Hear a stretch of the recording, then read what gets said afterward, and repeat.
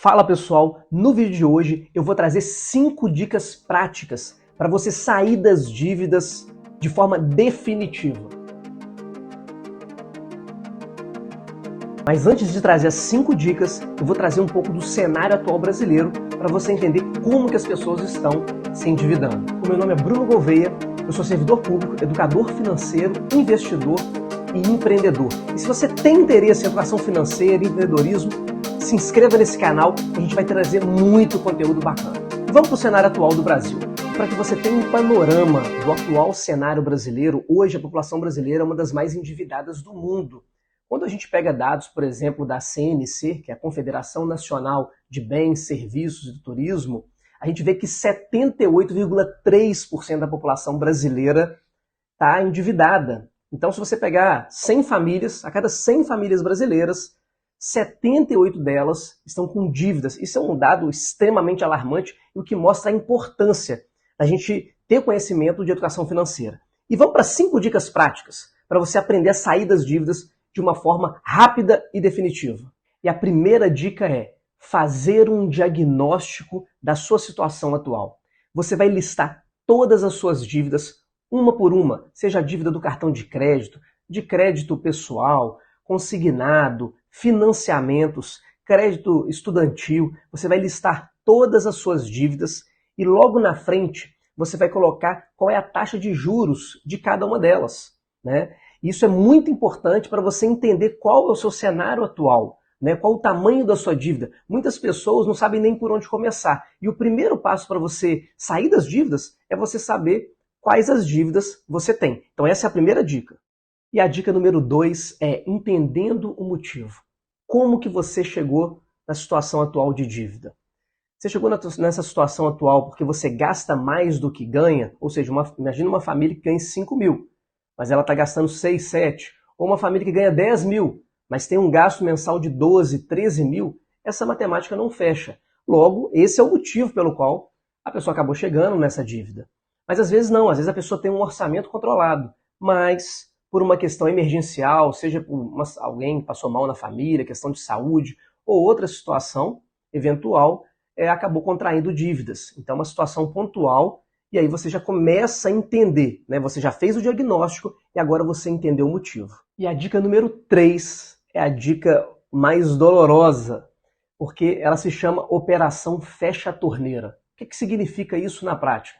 Significa que você, depois que fez o diagnóstico de toda a sua situação, depois que entendeu o motivo pelo qual você chegou nela, você vai ter que cortar na carne. Se você está devendo, se você tem dívida, não tem jeito. Você vai ter que reduzir os gastos. Então você vai ter que planilhar os seus gastos para entender aonde está escoando o seu dinheiro. E aí sim, não vai ter jeito. Vai ter que reduzir. Agora, um conselho que eu te daria é analisar, como o Robert Kiyosaki ensina no livro Pai Rico, Pai Pobre, diferenciar o que é um ativo, ou seja, um bem que vai te trazer renda, por exemplo, um imóvel de aluguel, de um passivo.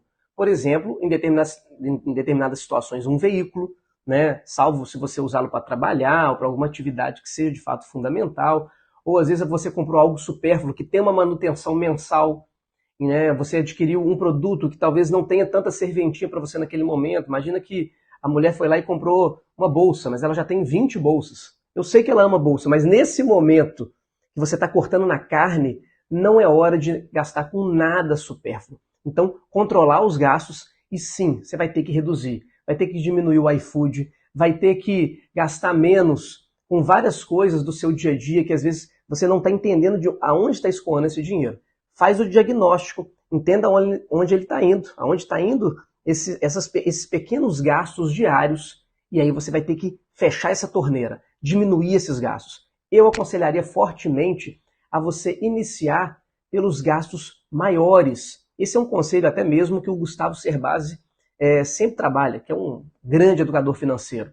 Ele fala que é muito melhor você reduzir grandes gastos. Então, por exemplo, você tem um aluguel de 3, 4 mil reais, mas aquele aluguel não tem necessidade de você morar num lugar tão bom, ou você pode reduzir esse valor desse aluguel para R$ 1.000, R$ 1.500. Então só aí você fez uma economia de quase R$ 2.000 e você não precisa deixar, às vezes, de tomar um cafezinho com seu amigo que você gosta, ou a mulher de ir no salão de beleza, porque são gastos menores. Então, eu te aconselharia cortando os gastos maiores. Faz esse estudo, que eu tenho certeza que dá para cortar muito gasto aí. E a dica número 4 é: priorize pagar as dívidas mais caras. Ou até mesmo você tornar essas dívidas mais caras mais baratas. Como é que você faz essa análise? Na prática, se você não sabe qual taxa de juros é maior, tem uma regra muito simples. Quanto mais fácil de você pegar o dinheiro, normalmente maior é os juros. Então, por exemplo, os juros do cartão de crédito é um dos mais altos que existe. Por quê? Você já está com o cartão de crédito na mão, o dinheiro já está disponível para você. Ou então o crédito que você digita ali no seu aplicativo e já consegue pegar na hora, o crédito pessoal, também é muito alto, porque é muito simples de você adquirir. Então, essas dívidas são dívidas mais caras. Então você pode transformar talvez outras dívidas, dependendo, conseguir uma dívida de um empréstimo consignado, descontado em folha, onde a taxa de juros é menor e você consegue pagar a dívida do cartão de crédito. E aí você paga as dívidas mais caras e fica com dívidas mais baratas. Essa é uma quarta dica, super importante. E a quinta dica é criar o hábito de perguntar. De fato, eu preciso desse objeto, desse bem que eu estou adquirindo? Isso é super importante porque você vai ter uma análise, principalmente no momento em que você está endividado. Então, eu de fato preciso daquilo? Eu realmente preciso desse bem nesse momento? E é uma pergunta difícil demais a gente se fazer, porque normalmente a gente vai criar argumentos dentro da nossa cabeça para a gente poder comprar. Mas a pergunta é, eu de fato preciso disso?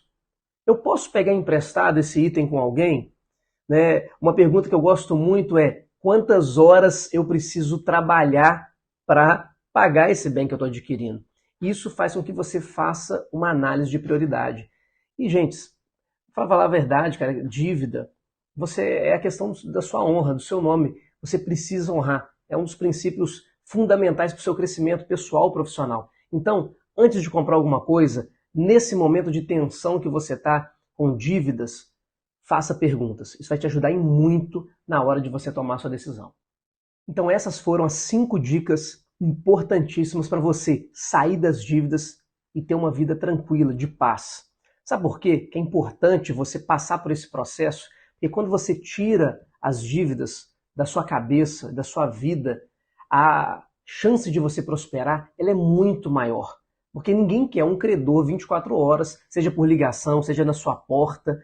E as pessoas, elas passam por situações horríveis estando endividadas. Fora que pesquisas recentes mostraram que a segunda maior causa de divórcio no mundo, não é no Brasil não, é no mundo, são as dívidas. É a chamada infidelidade financeira.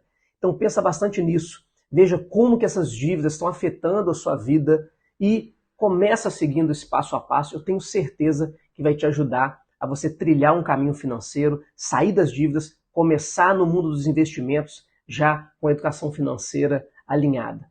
Prazer estar com você. Se fez sentido, se inscreve no canal, esteja junto conosco, nos ajude a crescer para a gente poder falar sobre empreendedorismo, sobre finanças e principalmente esse tema tão brilhante que é a educação financeira. A gente está junto e vamos para cima.